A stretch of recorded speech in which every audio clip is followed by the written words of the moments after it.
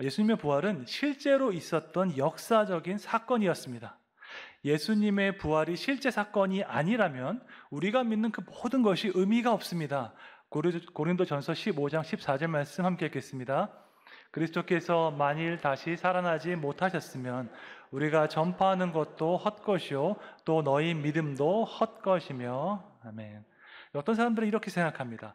현대인들은 과학적인 사고를 하지만 2000년 전에 살았던 고대인들은 신화적인 사고를 하기 때문에 그들은 부활을 믿었을 거야 라고 생각하는 사람이 있습니다.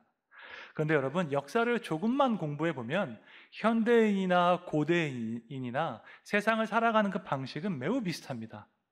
예를 들어서 고대 로마 제국에 대한 그 기록을 살펴보면요, 고대인들도 우리와 똑같이 정치적인 그런 전략과 계산을 잘했습니다. 오히려 그 로마 황제와 원로원의 그 지략 대결이 지금 현재의 정치인들보다 훨씬 더 수준이 높을 것입니다. 고대의 철학과 사상은 어떻습니까? 고대 그리스 철학자의 글을 지금 읽어봐도 우리에게 큰 가르침을 줍니다. 오히려 책을 읽지 않는 현대인들보다 고대인들이 더 철학적인 사고를 잘할 수도 있습니다. 그러므로 고대인들은 신화적인 사고를 할 것이라는 가정은 잘못된 것입니다. 예수님 시대의 사람들 중에서 예수님의 부활을 예상했던 사람은 아무도 없었습니다. 2000년 전에 살았던 고대인들도 바보가 아니었습니다. 그들도 사람이 한 번 죽으면 끝이라는 것을 잘 알고 있었습니다. 그리스 로마 종교에서, 유대교 전통에서 죽은 사람이 다시 부활한다는 믿음은 없었습니다. 유대인들 중에서 마지막 날에, 심판의 날에 의인이 부활할 것이라는 믿음은 있었습니다. 그러나 죽었던 사람이 그 죽은 모습 그대로 다시 부활할 것을 믿는 사람은 없었습니다. 복음서 저자들은 한결같이 예수님의 제자들 모두가 부활을 믿지 못했다라고 증거하고 있습니다. 마가복음 16장 11절 함께 읽겠습니다. 그들은 예수께서 살아나셨다는 것과 마리아에게 보이셨다는 것을 듣고도 믿지 아니하니라. 아멘. 세상 사람들이 부활을 믿지 못하는 만큼 예수님의 제자들도 부활을 믿을 수가 없었습니다. 언제까지 그랬을까요? 부활하신 예수님을 만날 때까지 그랬습니다. 도저히 내가 부활을 믿을 수 없는데 부활하신 예수님을 만났을 때, 그때 제자들은 비로소 부활을 믿게 되었습니다. 인간적인 관점에서 절대 예상할 수 없고 상상할 수도 없는 그 일을 그들은 목격한 것입니다. 부활하신 예수님을 만났을 때 제자들은 비로소 그 모든 것을 이해하게 되었습니다. 그 모든 성경이 예언했던 것을 예수님께서 성취하신 것을 깨닫게 되었습니다. 누가복음 24장에 보면 이렇게 말씀하고 있습니다. 내가 너희와 함께 있을 때에 너희에게 말했던 바 곧 모세의 율법과 선지자의 글과 시편에 나를 가리켜 기록된 모든 것이 이루어져야 하리라 한 말이 이것이니라 라고 예수님께서 말씀하셨습니다. 구약성경에 나오는 모든 율법과 선지서와 시편이 예언했던 그 메시아에 대한 예언을 예수님께서 성취하신 것입니다. 우리 죄를 위하여 죽으시고 다시 살아날 것이라는 그 예언을 예수님께서 이루셨습니다. 이것을 직접 목격한 제자들은 부활의 증인이 되었습니다. 여러분, 우리가 기억해야 할 것이 한 가지 있습니다. 제자들은요, 단지 예수님의 가르침만을 전한 것이 아니었습니다. 그들은 예수님께서 부활하셨다는 것을 증거했습니다. 그들이 목숨을 걸고 증거했던 메시지는 예수님께서 부활하셨다 하는 것이었습니다. 사도행전 2장 32절 말씀 함께 읽겠습니다. 이 예수를 하나님이 살리신지라 우리가 다 이 일의 증인이로다. 아멘. 기원 전 150년부터 기원 후 150년, 이 300년 기간 동안에 팔레스타인 지역에서는요, 수많은 메시아 운동이 일어났습니다. 그때가 정치적으로 혼란스러웠던 시기였기 때문에 많은 사람들이 내가 하나님의 보내심을 받은 메시아다라고 주장하기 시작했습니다. 그런데 그 모든 메시아 운동은요, 창시자가 죽으면 사라졌습니다. 당연한 일입니다. 메시아가 죽었는데 어떻게 그 운동이 지속될 수 있겠습니까? 하나도 예외 없이 창시자의 죽음과 함께 모든 메시아 운동은 사라졌습니다. 그런데 유일하게 예수님을 메시아로 믿는 기독교는 사라지지 않았습니다. 사라지지 않은 정도가 아니라 팔레스타인을 넘어서서 로마 제국 전체로, 세계 전체로 뻗어갔습니다. 어떻게 이것이 가능했을까요? 인류 역사에 유례 없는 이 일이 어떻게 가능했을까요? 예수님께서 죽음을 이기시고 부활하셨기 때문에 가능한 줄로 믿습니다. 또한 사도 바울은 부활하신 예수님께서 많은 제자들에게 나타나셨다라고 말씀하고 있습니다. 고린도전서 15장에 보면요, 게바에게 보이시고 12제자에게도 보이시고 500여 형제에게도 일시에 보이셨고, 그 중에 많은 사람들이 살아있고 그 중에 어떤 사람들은 잠들었으며, 그 후에 야고보에도 보이시고 그 후에는 마지막 된 나에게도 보이셨다라고 증거하고 있습니다. 예수님의 부활이 사실이었는지 증명하기 위해서는 부활의 증거를 살펴보면 됩니다. 우리는 예수님의 부활에 대한 4가지 증거를 가지고 있습니다. 첫째는요, 정황 증거이고요. 두 번째는 목격 증거, 세 번째는 교회 증거, 네 번째는 순교 증거가 있습니다.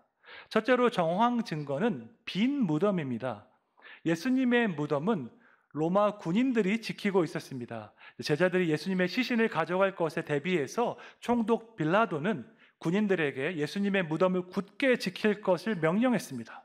당시에 총독의 명령을 지키지 않으면 목숨을 잃을 수도 있기 때문에 로마 군인들은 최선을 다해서 무덤을 지켰습니다. 그런데 다음 날 여인들이 그 무덤에 갔을 때 예수님의 무덤은 비어 있었습니다. 예수님께서 죽음을 이기시고 부활하셨기 때문입니다. 예수님의 무덤이 비어 있었다는 사실은 다른 방식으로도 우리가 증명할 수 있습니다. 부활하신 예수님을 만난 이후에 베드로가 오순절에 놀라운 설교를 했습니다. 예루살렘 주민들을 향해서 말하기를 너희가 죽인 그 예수를 하나님께서 살리셨다라고 선포했습니다. 그런데 만약에 예수님의 시신이 무덤에 있었다면 그 설교를 들었던 예루살렘 주민들이 예수님 무덤에 가서 직접 확인했을 것입니다. 그런데 어느 누구도 그렇게 하지 않았습니다. 왜냐하면 대부분의 예루살렘 주민들은 예수님의 무덤이 비어 있다는 사실을 알았기 때문이었습니다. 그래서 그들은 베드로의 설교를 듣고 마음에 찔려서 우리가 어찌할꼬 탄식했습니다. 그날에 회개하고 예수님을 믿은 사람이 3,000명이었습니다. 둘째로 목격 증거는 부활하신 예수님을 목격한 사람들입니다. 부활하신 예수님은 여인들에게 나타나셨고 제자들에게 나타나셨고 500여 형제에게도 나타나셨습니다. 사도 바울은 부활의 목격자 중에서 다수가 살아있다고 공개적으로 말하고 있습니다. 이 말은요, 부활이 의심되면 목격자에게 찾아가서 확인하라는 것입니다. 부활을 목격한 사람이 한두 명이었으면 의심할 수도 있습니다. 그런데 500명 이상의 증인들이 있으니까 직접 가서 확인할 수가 있었습니다. 바울이 실명으로 언급했던 사람이 이제 3명 있었습니다. 베드로가 있었고요, 야고보가 있었고 바울 자신이 있었습니다. 이 중에서 야고보의 경우를 한번 생각해 보도록 하겠습니다. 성경에는 야고보라는 그 이름을 가진 사람이 여러 명 있습니다. 바울이 말하고 있는 야고보는 예수님의 동생 야고보입니다. 이 사람은 야고보서의 저자이기도 합니다. 예수님의 동생 야고보는 예수님께서 살아계실 때 예수님을 믿지 않았습니다. 요한복음 7장 5절에 보면 말씀하기를 이는 그 형제들까지도 예수님을 믿지 않았다고 말씀하고 있습니다. 예수님이 살아계실 때에는 믿지 않았는데 예수님께서 승천하신 이후에 야고보는 주님을 믿게 되었습니다. 그래서 마가의 다락방에서 기도하던 무리 중에 야고보가 있었습니다. 사도행전 1장 4절에 보면 여자들과 예수의 어머니 마리아와 예수의 아우들이 기도에 힘썼다라고 증거하고 있습니다. 그 이후에 야고보는 예루살렘 교회의 중요한 리더가 되었습니다. 사도행전 15장에 보면 예루살렘 공의회가 처음으로 열리는데요, 그 의장이 바로 야고보였습니다. 예수님께서 살아계실 때에는 믿지 않다가 어떻게 야고보는 예수님을 믿게 되었을까요? 그 답이 오늘 본문에 나와 있습니다. 고린도전서 15장 7절 말씀 함께 읽겠습니다. 그 후에 야고보에게 보이셨으며 그 후에 모든 사도에게와 부활하신 예수님께서 야고보에게 나타나셨습니다. 부활하신 예수님을 만난 동생 야고보는 완전히 다른 사람이 된 것입니다. 의심하고 불신하던 사람에서 초대교회의 기둥 같은 사람이 되었습니다. 이것이 바로 예수님의 부활을 목격한 사람들의 증거입니다. 이것은 교회의 증거이기도 하고요, 순교의 증거이기도 합니다. 왜냐하면 부활을 목격한 사람들은 교회를 세웠고요. 그들은 기꺼이 주님을 위해서 순교했기 때문입니다. 초대교회의 교부 더툴리아는 이렇게 말했습니다. 순교자들의 피는 교회의 씨앗이다 라고 말했습니다. 여러분, 초대교회가요 평안하게 세워지지 않았습니다. 순교자들의 피로 말미암아 교회가 세워졌습니다. 순교자를 뜻하는 영어 단어 마터는요 헬라어 마르투스에서 왔습니다. 헬라어 마르투스는 그 뜻이 증인이란 뜻입니다. 순교자는 다른 말로 증인이라는 뜻인데요. 그들이 무엇을 증거했을까요? 바로 예수님의 부활을 증거했습니다. 그들은 예수님의 부활을 증거하기 위해서 자신의 목숨을 바쳤습니다. 여러분, 이 세상에서 거짓말을 위해서 목숨을 바치는 사람이 있습니까? 없습니다. 325년 로마 제국에서 기독교가 공인되었을 때 그 당시에 크리스천의 숫자가 약 700만 명이었습니다. 그런데 그 중에서 200만 명이 순교했습니다. 200만 명의 사람들이 순교하면서 목숨을 바치면서 증거했던 메시지는 단 한 가지였습니다. 예수께서 부활하셨다. 예수께서 부활하셨다는 이 메시지를 증거하기 위해서 200만 명이 목숨을 바쳤습니다. 여러분, 순교자들은요 바보가 아닙니다. 그들도 가족이 있었고 그들도 자기 목숨이 귀한 줄 알았습니다. 그럼에도 불구하고 그들이 목숨을 바쳤던 이유는 부활하신 예수님을 만났기 때문입니다. 우리에게 전해진 이 부활의 복음은 너무나도 소중한 것입니다. 순교자들이 생명을 다해서 전했던 이 부활의 복음을 감사와 감격의 마음으로 받으시기를 주님의 이름으로 축원합니다. 2000년 전에 예수님께서 부활하셨다는 그 사실이 지금 내 인생에 어떤 의미가 있을까요? 사도 바울은 예수님의 부활에 대해서 설명한 이후에 하나님의 은혜를 고백하고 있습니다. 우리가 잘 알고 있는 말씀입니다. 고린도전서 15장 10절 말씀 함께 읽겠습니다. 그러나 내가 나 된 것은 하나님의 은혜로 된 것이니 내게 주신 그의 은혜가 헛되지 아니하며 내가 모든 사도보다 더 많이 수고하였으나 내가 한 것이 아니요 오직 나와 함께 하신 하나님의 은혜로다. 아멘. 우리가 이 말씀을 잘 알고 있습니다. 나의 나 된 것은 하나님의 은혜로다라는 말씀을 우리가 사랑합니다. 그런데 이 말씀이요 예수님의 부활과 직접적으로 연관이 있었다는 사실을 알고 계십니까? 예수님의 부활이 나를 완전히 변화시켰기 때문에 나의 나 된 것은 하나님의 은혜로다 바울은 고백하고 있습니다. 그렇다면 예수님의 부활이 나를 어떻게 변화시켰을까요? 오늘은 두 가지 차원에서 말씀드리고자 합니다. 첫째로 예수님께서 부활하셔서 우리는 죄의 지배로부터 해방되었습니다. 죄의 저주와 속박 아래에 살던 우리가 자유케 된 것입니다. 고린도전서 15장 17절 말씀 함께 읽겠습니다. 그리스도께서 다시 살아나신 일이 없으면 너희의 믿음도 헛되고 너희가 여전히 죄 가운데 있을 것이요.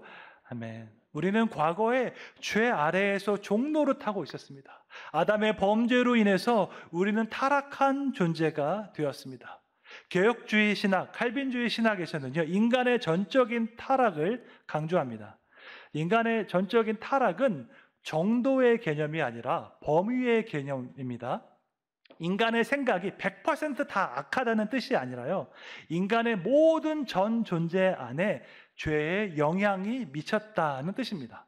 우리의 생각, 우리의 감정, 의지, 육체, 영혼, 우리의 모든 영역이 죄로 오염되었습니다. 그 결과 우리는 그냥 하고 싶은 대로 하면, 본능대로 행동하면 죄를 짓는 비참한 존재가 되었습니다. 죄의 지배를 받고 있는 사람은요, 절대로 자기 죄를 인식할 수가 없습니다. 죄를 지으면서도 내가 이것이 죄라는 것을 깨닫지 못하는 사람들이 많이 있습니다. 안타깝게도 그들은 영적으로 죽어있기 때문에 그런 것입니다. 그런데 예수님께서 죽으시고 부활하심으로 말미암아서 죄의 결박으로부터 우리를 해방하셨습니다. 그래서 이제는 예수님을 믿으면 죄의 저주와 지배로부터 해방되는 줄로 믿습니다. 그렇다면 죄의 지배로부터 해방되었다는 증거는 무엇입니까? 그것은요, 내가 죄인인 것을 깨닫는 것입니다.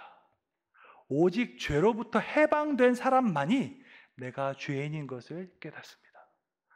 오직 빛 가운데로 나온 사람만이 내가 어둠에 있었다는 것을 깨닫게 됩니다. 이것이 바로 중생의 은혜입니다. 영적으로 죽었던 사람이 다시 살아나는 은혜입니다. 이 놀라운 역사가 예수님께서 부활하심으로 우리에게 임한 줄로 믿습니다. 예수님의 부활로 인해서 영적으로 죽었던 우리가 다시 중생할 수 있게 된 것입니다. 이것이 얼마나 감사한 은혜인지 모르겠습니다. 우리가 죄인인 것을 깨닫게 되고 죄를 미워하게 된 것이 하나님의 크신 은혜인 것입니다.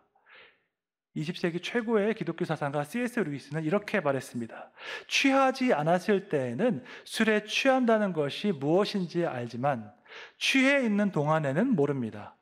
선한 사람은 선도 악도 다 알지만 악한 사람은 선도 악도 다 모릅니다. 라고 말했습니다. 조금 아리송한 말이죠. 이것이 무슨 뜻일까요? 술에 취한 사람은, 술에 만취한 사람은요, 취하지 않은 상태가 무엇인지 잘 모릅니다. 하지만 취하지 않은 사람은 취한 상태와 취하지 않은 상태 모두를 알 수가 있습니다. 어두움에 속한 사람은요, 자신이 어두움에 있다는 것을 잘 모릅니다. 하지만 빛에 속한 사람은 무엇이 어둠이고 무엇이 빛인지 알 수 있습니다. 마찬가지로 죄의 노예가 된 사람은요, 자신이 죄를 짓고 있는지도 모릅니다. 그냥 타락한 본성대로, 죄된 본성대로 살아갈 뿐입니다. 하지만 죄로부터 해방된 사람만이 무엇이 죄이고 무엇이 죄가 아닌지 알 수 있습니다. 진리와 은혜 가운데 거하기 때문에 무엇이 죄인지 보이는 것입니다. 예수님을 믿으면 나타나는 가장 큰 변화는요, 내가 한 잘못이 죄라는 것을 깨닫는 것입니다. 이것은 절대로 당연한 것이 아니라 놀라운 하나님의 은혜입니다. 왜냐하면 대부분의 세상 사람들은 똑같은 잘못을 하고서도 이것이 죄라고 전혀 생각하지 않기 때문입니다. 예수님의 부활로 인해서 우리는 죄의 지배로부터 해방되었습니다. 우리에게 놀라운 자유가 주어졌습니다. 하나님께서 기뻐하시는 일, 영적으로 유익한 일을 할 수 있는 자유가 우리에게 주어졌습니다. 이것이야말로 예수님의 부활이 우리에게 준 큰 은혜인 줄로 믿습니다. 갈라디아서 5장 1절 말씀 함께 읽겠습니다. 그리스도께서 우리를 자유롭게 하려고 자유를 주셨으니 그러므로 굳건하게 서서 다시는 종의 멍에를 매지 말라. 아멘. 우리를 죄에서 자유케 하신 예수님의 부활에 감사하시기를 축원합니다. 우리에게 주신 이 자유를 가지고 하나님께서 기뻐하시는 일을 행하시기를 주님의 이름으로 축원합니다.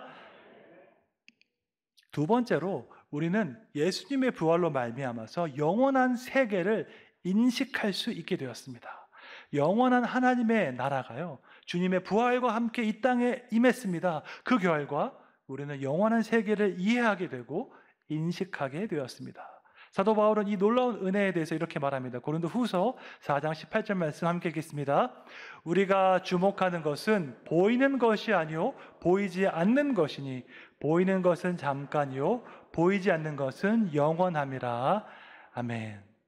유한한 인간이 영원한 세계를 인식할 수 있는 것은요, 은혜 중에 은혜입니다. 그런데 이것은 이성적으로 생각해 보면요, 원래는 있을 수 없는 일입니다. 물고기는요, 물 바깥의 세상을 생각할 수 없는데 인간은 시간 바깥의 세상에 대해서 생각할 수 있습니다. 여러분은 이 현상을 어떻게 설명하시겠습니까?